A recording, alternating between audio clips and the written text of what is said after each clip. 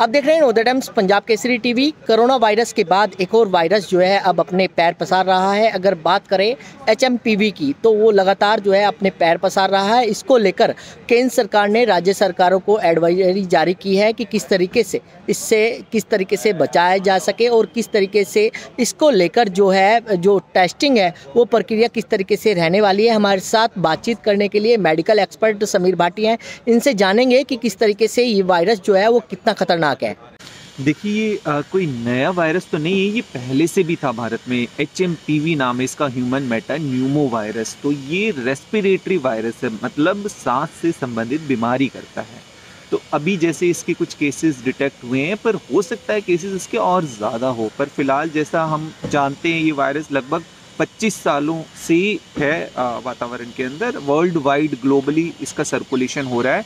लक्षण जैसा आपने पूछा, लक्षण ये उसी तरह के करता है जैसे कि खांसी हो गई, जुकाम हो गई, गला खराब हो गया, सर दर्द हो गया। अपर रेस्पिरेटरी मतलब कुछ लोगों के अंदर फिर ये लंग के अंदर निमोनिया भी करता है। पर उनमें जिनको पहले से कोई गंभीर बीमारी है जैसे अस्थमा वगैरह हो गया, छोटे बच्चों को ये थोड़ा ज़्यादा अफेक्ट करता है, क्योंकि छोटे बच्चों की इम्यूनिटी पहले से बनी हुई नहीं होती है। तो यही सब है। मतलब बाकी ये ज़रूर है कि इस वायरस के लिए कोई एज सच वैक्सीन अभी उपलब्ध नहीं है। दूसरा, इसमें हम इस तरह से कहते हैं कि देखिए, जो हाई रिस्क वाले लोग हैं जिनको पहले से कोई गंभीर बीमारी है, उनको थोड़ी ज़्यादा सावधानी रखने की ज़रूरत है। लक्षणों के ज़रिए तो आप ऐसा डिफरेंशिएट नहीं कर सकते कि HMP वायरस है या कोई और दूसरा अन्य वायरस है।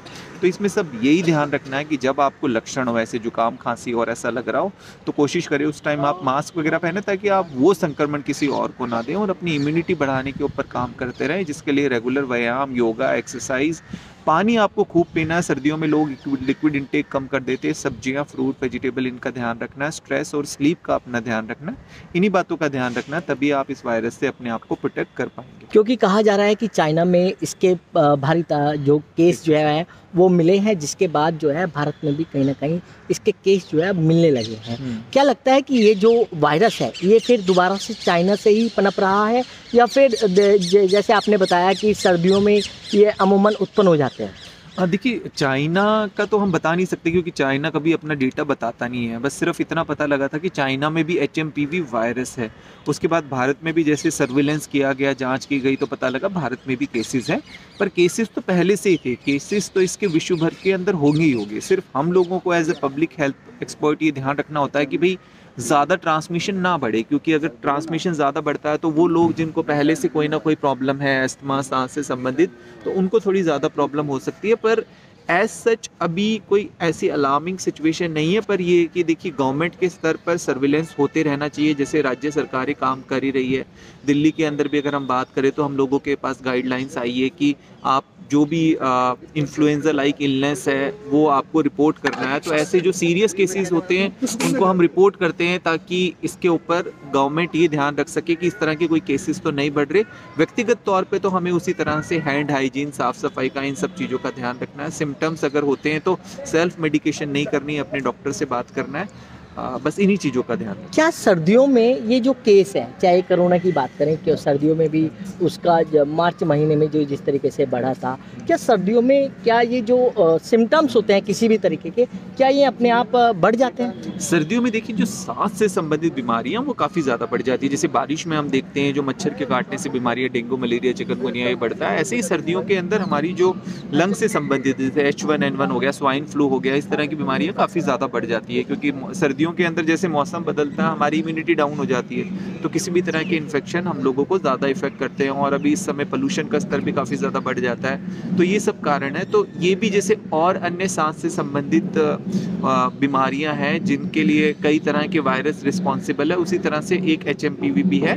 बच्चों को इन्फेक्ट इसलिए करता है क्योंकि बच्चों की इम्यूनिटी इसके लिए बनी नहीं होती, और बड़े लोगों की ऑलरेडी इससे इन्फेक्शन हुआ होता है, तो उनकी इम्यूनिटी बनी हुई होती है। क्या अगर बच्चों की बात करें तो बच्चों में अमूमन जिस तरीके से ज़्यादा अभी केस मिल रहे हैं, क्या किस तरीके से ये लैब में टेस्ट हो रहे हैं, या किस तरीके से इनकी टेस्टिंग की जा रही है? हाँ, देखिए, अगर इसके जांच करानी हो, अगर लगता पता है कि जैसे अभी सरकार भी सर्विलेंस करके जांच करके ही पता कर रही है कि कौन सा वायरस है कि नहीं, तो इसके लिए भी RT-PCR टेस्ट ही होता है, जिससे स्वैब से सैंपल लिया जाता है मुंह से और उसके बाद इसको जांच किया जाता है। बाकी लैब में भी ये जांच उपलब्ध होती है। आपका एक स्वैब से सैंपल लिया जाता है और उसके अंदर कई तरह के 10-15 वायरस जो भी होते हैं वो सब उस टेस्ट के अंदर आ जाते हैं। तो बहुत ही साधारण सा टेस्ट है, पर टेस्ट बिना डॉक्टर की सलाह के तो आपको नहीं कराना। हाई रिस्क वाले लोग हैं जिनको पहले से कोई गंभीर बीमारी है, अगर उनको टेस्ट कराने की ज़रूरत पड़ती है तो वो इसके लिए ज़रूर करा सकते हैं। मतलब पैनिक होने की ज़रूरत नहीं है, क्योंकि जिस तरीके से लगातार कहा जा रहा है कि वायरस जो है लगातार फैल रहा है, एक पैनिक सिचुएशन जो है वो बन जाती है अपने यहाँ भी। बिल्कुल, देखिए एक तो चाइना का वायरस नहीं है और एक नया वायरस नहीं है। इस वायरस के बारे में सभी तरह के ट्रीटमेंट प्रोटोकॉल वगैरह सब कुछ पता है, किस तरह से इसका इलाज होता है वो सब कुछ पता है। तो इस तरह से कोई घबराने की, पैनिक होने की बात नहीं है। पर हाँ, गवर्नमेंट की तरफ से जो भी दिशा निर्देश आते हैं उन सब का आपको पालन ज़रूर करना है। बट व्यक्तिगत तौर पे तो आपको अपनी इम्यूनिटी पे काम करना है और इसके अलावा हैंड हाइजीन, साफ सफाई का, इन सब चीज़ों का ध्यान रखना। और छोटे बच्चे और जो बुजुर्ग लोग जिनको पहले से कोई बीमारी है उनको आपको थोड़ा उनके ऊपर ज़्यादा ध्यान देना है। तो बिल्कुल सरकार ने अपनी गाइडलाइन जो है वो जारी कर रखी है, लेकिन इस वायरस से घबराने की जरूरत नहीं है। दिल्ली से कमल कुमार कंसल, नवोदय टाइम्स, पंजाब केसरी टीवी। हमसे जुड़े रहने के लिए हमारे YouTube चैनल को सब्सक्राइब करें और नई वीडियो की नोटिफिकेशन के लिए बेल आइकॉन को दबाएं।